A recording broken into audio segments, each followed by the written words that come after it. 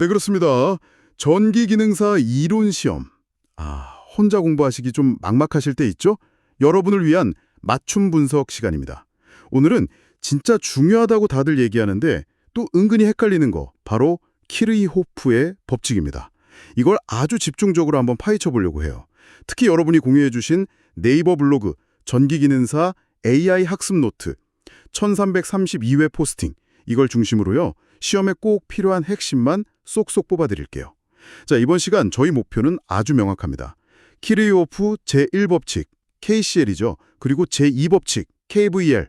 이게 뭔지 개념부터 확실하게 잡고요. 이걸 이용해서 전기회로 방정식을 어떻게 세우나, 그 방법, 이걸 정확히 아는 거예요. 특히 그 블로그 포스팅에서도 딱 짚어줬는데 시험에 진짜 자주 나오는 유형 있잖아요.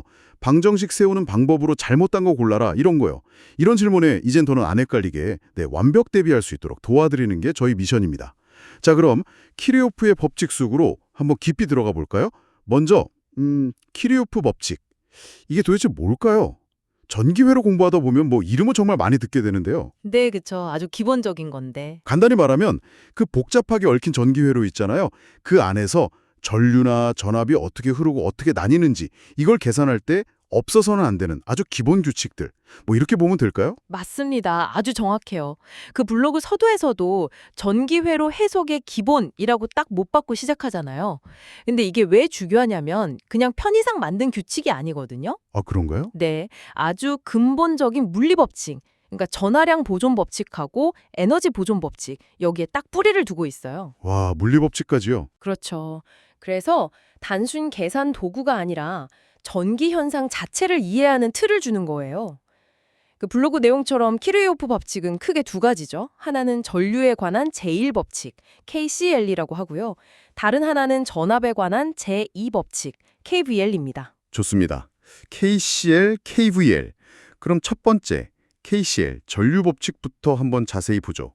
블로그 설명을 보니까 회로 내의 한 점, 이걸 절점이라고 부르던데 여기로 흘러 들어오는 전류 총합이랑 흘러 나가는 전류 총합이 같다.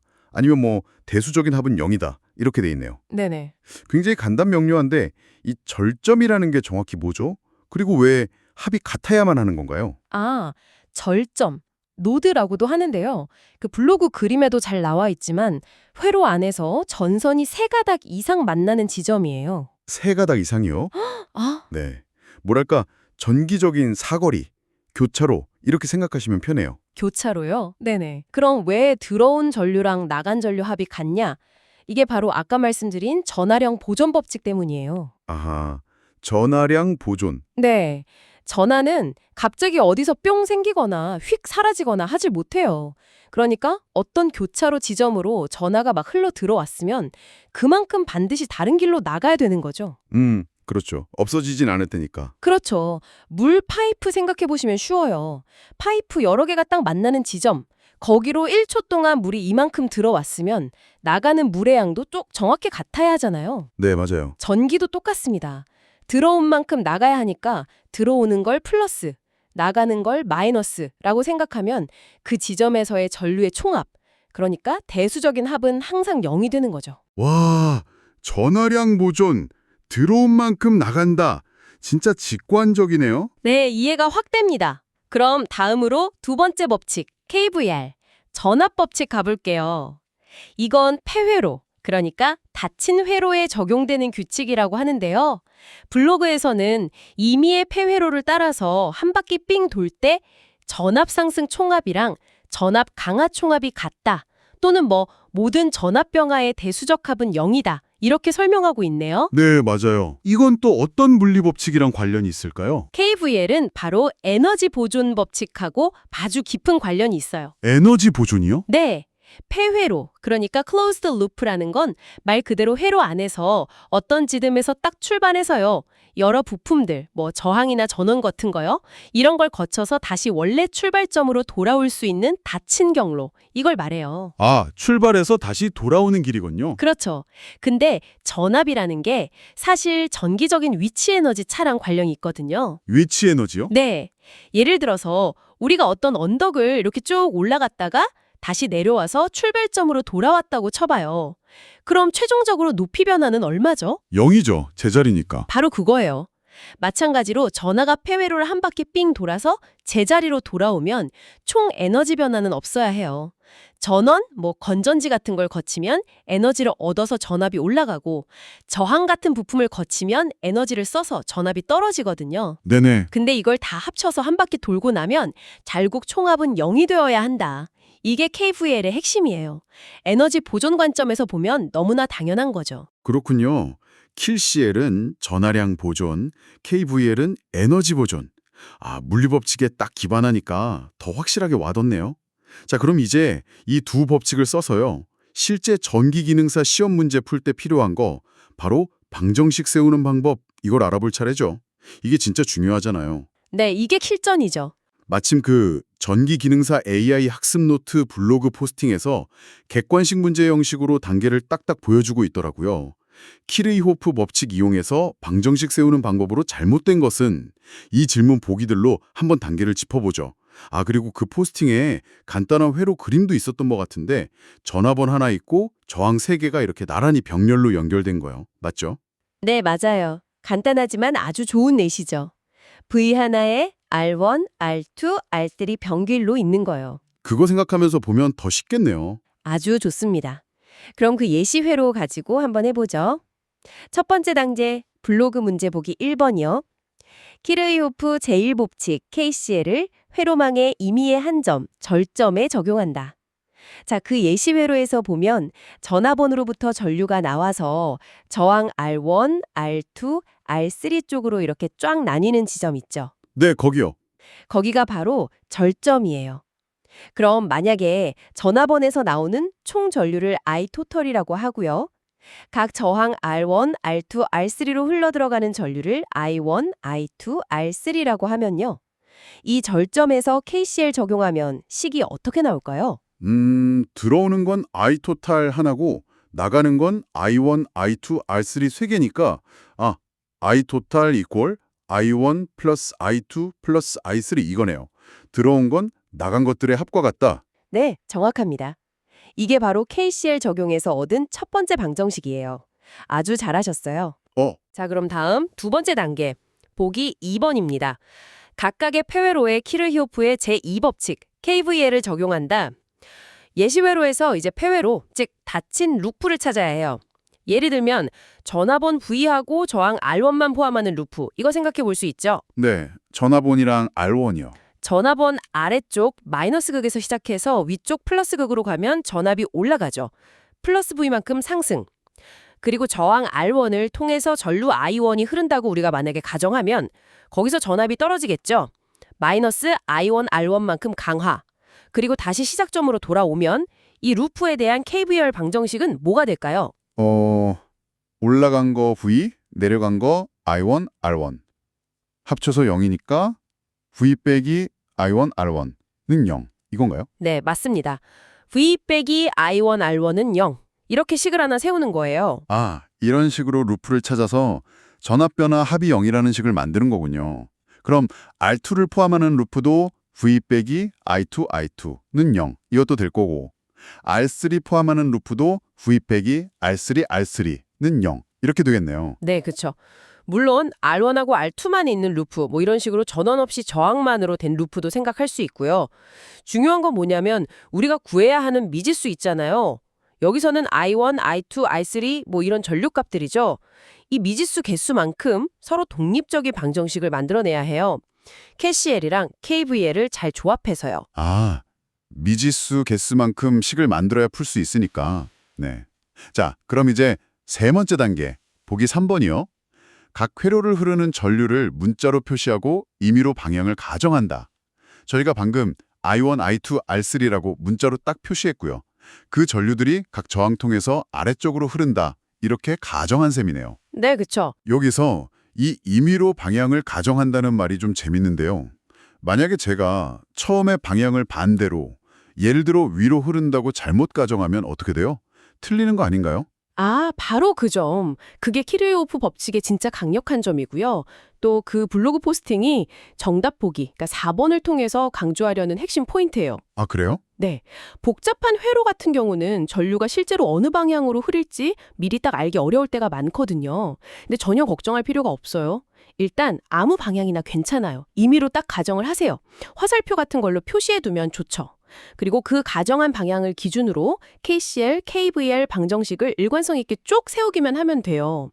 예를 들어서 전류가 저항을 통과할 때 내가 가정한 방향이랑 같으면 전압 강하, 마이너스 IR, 만약 가정한 방향이랑 반대로 저항을 통과한다면 그건 전압 상승, 플러스 IR로 처리하고요. 이런 식으로 일관성만 지키면 돼요. 오, 그냥 아무렇게나 정해도 된다고요? 그럼 계산 결과는 어떻게 나오는데요?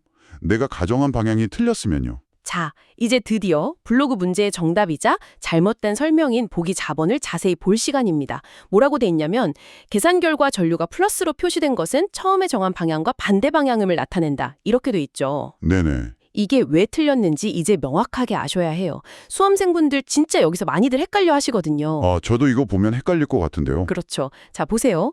방정식을 다 세워서 연립해서 풀었어요. 그랬더니 예를 들어서 I1 equal 플러스 0.5A 이렇게 결과가 나왔다고 해봐요. 이 플러스 부호, 이게 뭘 의미할까요? 플러스니까 뭔가 좋은 뜻? 하하, 좋은 뜻 맞아요. 바로 여러분이 처음에 I1 방향을 이렇게 가정했잖아요. 그 가정한 방향이 실제 전류 방향이랑 똑같다는 뜻이에요. 아, 진짜요? 플러스가 그냥 맞다는 뜻이에요? 네, 가정이 맞았던 거죠. 전류는 실제로 여러분이 그린 그 화살표 방향으로 0.5A만큼 흐르고 있는 거예요. 와, 그럼 마이너스는요? 만약에 계산했더니 I2 equal 마이너스 0.2A 이렇게 나오면요? 만약 I2 equal 마이너스 0.2A처럼 이렇게 음수값이 나왔다. 그럼 이건 무슨 뜻이냐면요. 실제 전류의 크기는 0.2A가 맞아요. 근데 그 방향이 여러분이 처음에 가정했던 I2의 방향이랑 정반대다. 이걸 의미하는 거예요. 아, 반대. 네. 예를 들어서 아래로 흐른다고 가정했는데 마이너스가 나왔다. 그럼 실제로는 위로 0.2A가 흐르는 거죠. 이야, 그러니까 그 블로그 문제 보기 4번처럼 플러스로 표시된 것이 반대 방향이다. 이 설명은 완전히 틀린 거죠. 완전 반대네요, 설명이. 그렇죠. 오히려 플러스는 가정한 방향 그대로, 마이너스는 가정한 방향 반대. 이걸 의미합니다. 시험에서 이 함정에 빠지면 진짜 억울하게 틀릴 수 있어요. 그러니까 반드시 꼭 정확하게 기억하셔야 합니다. 플러스는 가정 방향 그대로, 마이너스는 가정 방향 반대. 와, 이거 진짜 시험 내기 딱 좋은 함정이네요. 와, 블로그 포스팅이 이걸 딱 짚어준 게 정말 너무 유용한데요. 플러스는 그대로, 마이너스는 반대. 네, 꼭 기억하겠습니다. 그럼 그 블로그 예시외로 다시 한번 정리해보면요. 전류 나뉘는 절점에서 KCL 써서 I total equal I1 플러스 I2 플러스 I3 이런 식 하나 얻고 그 다음에 각 저항 포함하는 루프에서 KVL 써서 VI1 R1 equal 0 VI2 R2 equal 0, VI3 R3 equal 0 이런 식 들었고요. 네네. 이거 쫙 연립해서 풀면 I1, I2, I3 값 구할 수 있다 이 말이죠. 그렇습니다. 지금 예시는 비교적 간단했지만요. 키르호프 법칙은 아무리 복잡하게 막 얽히고 설킨 회로라도요. 이렇게 체계적으로 분석할 수 있는 아주 강력한 도구를 제공해주는 거예요. KCL로 전류 방정식 세우고 KVL로 전압 방정식 세우고 필요한 만큼요. 그리고 그걸 연립해서 풀면 회로 안에 있는 모든 모르는 전류값, 전압값 다 알아낼 수 있는 거죠. 이게 바로 여러분이 전기기능사 시험에서 다양한 회로 문제 푸는 핵심 과정이 될 겁니다. 그 블로그에서 강조한 것처럼 기본 원리를 정확히 이해하고 적용하는 거, 이게 무엇보다 중요해요. 자, 오늘 키르호프 법칙에 대해서 진짜 깊이 파고 들어봤습니다. 그 전기기능사 AI 학습 노트 블로그 포스팅 바탕으로 핵심 내용 다시 한번 정리해볼까요? 첫째, 키르호프제 1법칙, KCL. 회로 내의 어떤 점, 절점이죠. 여기서는 들어오는 전류 합이랑 나가는 전류 합이 같다. 즉, 전류의 대수적 합은 0이다. 근본 원리는 뭐였죠? 전하량 보존. 그렇죠. 둘째, 키르호프제 2법칙, KVL. 임의에 닫힌 회로, 폐회로를 따라 한 바퀴 싹 돌면 모든 전압 상승과 전압 강화의 대수적 합은 0이다. 근본 원리는 에너지 보존. 맞습니다. 셋째, 이걸로 방정식 세우는 기본 단계. 1. 회로의 절점 찾아서 KCL 적용하기. 네, 2. 회로 안에서 적절한 폐회로 찾아서 KVL 적용하기. 그렇죠. 3. 각 부분 전류를 I1, I2 같은 문자로 놓고 방향은 일단 임의로 가정하기. 가정하는 것 자체는 괜찮다. 네, 전혀 문제 없어. 그리고 오늘 가장 강조했던 거, 그 블로그 포스팅의 핵심 함정 포인트. 계산 결과 나온 전류값이 플러스면 처음에 가정한 방향이랑 실제 방향이 같다. 같다. 음, 음수면 처음에 가정한 방향이랑 실제 방향이 반대이다. 절대로 플러스가 반대 방향 이렇게 착각하시면 안 돼요. 네, 명심하겠습니다. 그럼 이 모든 내용이 여러분의 전기기능사 시험 준비에 구체적으로 어떤 의미가 있을까요? 기로요프 법칙을 정확히 이해하고 적용하는 거. 이게 전기 회로 문제 풀이 능력의 뭐랄까 기초 체력 같은 거죠. 네, 기본기죠. 네. 특히 회로가 조금만 복잡해져도 이 법칙 없이는 진짜 손도 못 대는 문제들이 많잖아요. 단순히 공식만 외우는 게 아니라 어떤 상황에서 어떤 법칙을 써서 방정식을 제대로 세우고 그 결과값, 특히 부호, 이걸 정확하게 해석하는 능력. 이게 여러분 정답률을 확 높여줄 결정적인 열쇠가 될 겁니다. 블로그 포스팅이 짚어준 바로 그 포인트들처럼요. 마지막으로요. 여러분이 앞으로 더 복잡한 회로들 보면서 연습하실 때 한번 생각해 볼 만한 질문 하나 던져드리고 싶어요. 아까 전류 방향 가정한다고 했잖아요. 네네. 그리고 어떤 방향으로 가정하든 최종 답은 똑같이 나온다고 했고요. 네. 그런데 혹시 전류 방향을 처음에 어떻게 가정하느냐에 따라서요. 그 방정식을 세우고 푸는 계산 과정의 복잡함, 이게 좀 달라질 수도 있지 않을까요? 오, 그럴 수도 있겠네요. 예를 들어서 보통은 전원의 플러스 극에서 전류가 나온다고 가정하는 게 좀 자연스럽긴 하잖아요. 근데 항상 그게 계산을 제일 간단하게 만들어줄까? 아니면 정말 아무렇게나 심지어 좀 이상하다 싶은 반대 방향으로 가정해도 계산의 어려움에는 차이가 없을까? 한번 다양한 회로 문제 풀어보시면서 이 가정의 기술이랄까? 여기에 대해서 스스로 답을 찾아보는 과정도 되게 재밌고 유익한 공부가 될 거라고 생각해요. 와, 흥미로운 질문인데요. 한번 고민해 볼 만합니다. 자, 오늘 전기기능사 AI 학습 노트 블로그 포스팅을 바탕으로 함께 살펴본 이 키르호프 법칙 분석. 이게 여러분의 전기기능사 시험 합격에 정말 큰 디딤돌이 되기를 진심으로 바랍니다. 기본 원리 탄탄하게 다지시고요. 함정에 빠지지 않도록 꾸준히 연습하셔서 꼭 좋은 결과 얻으시길 응원하겠습니다. 다음 시간에 또 여러분께 꼭 필요한 유익한 내용으로 찾아뵙겠습니다.